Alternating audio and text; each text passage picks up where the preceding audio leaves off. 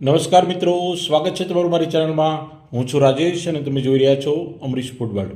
મિત્રો, આજે ખૂબ જ સરસ મજાનો વિડીયો હું તમારા માટે લઈને આવ્યો છું। વિડીયો પૂરેપૂરો જોજો, ક્યાંય સ્કીપ નહીં કરતા। તો ચાલો મિત્રો, વિડીયો શરૂ કરીએ।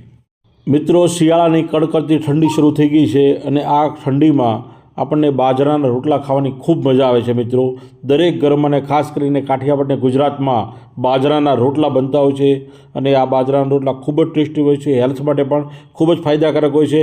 તો આજે આપણે બાજરાના રોટલા તો બનાવી લીધા છે, પરંતુ એમાંથી આપણે બનાવીશું બાજરાના રોટલાનું શાક, જે ખૂબ જ પોપ્યુલર છે। મિત્રો, તમે જરૂરથી બનાવજો, તમને ખૂબ જ ભાવશે, ખૂબ જ ટેસ્ટી લાગે છે। એક સ્ટીલની કડાઈમાં 1 ચમચો સિંગ તેલ લીધું છે મિત્રો, અને એમાં અડધી ચમચી જીરું એડ કર્યું છે। જીરું બરાબર ક્રેકલ થાય ત્યાં સુધી એને થવા દેવાનું છે અને ત્યારબાદ આપણે અંદર કરી પત્તા એડ કરીશું। કરી પત્તાનો સ્વાદ આ રોટલાના શાકમાં ખૂબ સરસ આવે છે। અને ત્યારબાદ લાલ અને લીલા મરચાં ઝીણા કટિંગ કરીને આપણે એડ કરવાના છે, એને પણ બરાબર સાતળી લેવાના છે મિત્રો। અને હવે એડ કરીશું લસણની ચટણી। મિત્રો, તમે લસણની પેસ્ટ પણ એડ કરી શકો છો, આદુની પેસ્ટ પણ એડ કરી શકો છો, પરંતુ આપણી પાસે અત્યારે લસણની ચટણી તૈયાર હતી એટલે આપણે લસણની ચટણી એડ કરી છે। અને ત્યારબાદ હવે થોડી હળદર એડ કરી દેવાની છે, ધાણા જીરું પાવડર એડ કરવાનું છે અને ત્યારબાદ એને ફરી એકવાર હલાવી લેવાનું છે। અને હવે ગેસની ફ્લેમ સ્લો રાખેલી છે। હવે એડ કરીશું 1 કપ વલોવેલું દહીં, જે ઓછું ખાટું હોય છે, અને આ રીતે એને સતત હલાવતા રહેવાનું છે। આ તબક્કે હલાવવાનું ખાસ ખ્યાલ રાખવાનો છે અને ત્યારબાદ સ્વાદ મુજબ મીઠું એડ કરી દેવાનું છે અને ફરી સેમ ડાયરેક્શનમાં હલાવતા રહેવાનું છે। જો હલાવશું નહીં તો શું થશે કે એ ફાટી જશે।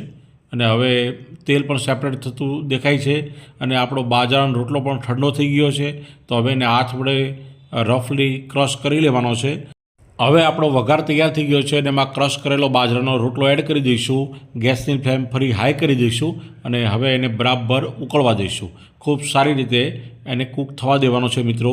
અને આ વઘારેલો બાજરાનો રોટલો નાના બાળકોથી માંડી વડીલો સુધીના તમામ લોકોને આ પસંદ છે અને ગરીબોથી અમીરો સુધીના દરેક લોકોને પણ આ ખૂબ પસંદ પડે છે। અત્યારે સ્ટ્રીટ ફૂડમાં પણ લોકો બહાર બાજરાનો રોટલો, વઘારેલો રોટલો ખાવા જાય છે અને ઘરે પણ બનાવે છે। તો મિત્રો, તમે પણ ઘરે બનાવજો, એકદમ સિમ્પલ પ્રોસેસ છે, ખૂબ જ ટેસ્ટી બને છે અને તમને વારંવાર બનાવવાનું મન થાય એટલો સ્વાદિષ્ટ રોટલો આપણે બનાવીને તૈયાર કરી દીધો છે। હવે કોથમીર એડ કરી દઈશું, ગેસની ફ્લેમ ઓફ કરી દેવાની છે અને આને હલાવી લેવાનું છે। અને આ રીતે આપણો વઘારેલો બાજરાનો રોટલો બનીને તૈયાર થઈ ગયો છે મિત્રો। તો મિત્રો, શિયાળાની કડકડતી ઠંડીમાં ગરમા ગરમ બાજરાનો રોટલો તમે એન્જોય કરજો। વિડીયો ગમે તો લાઇક કરજો, શેર કરજો, સબસ્ક્રાઈબ કરજો। મળતા રહીશું નવા નવા વિડીયો સાથે। જય હિન્દ, જય જય ગરવી ગુજરાત।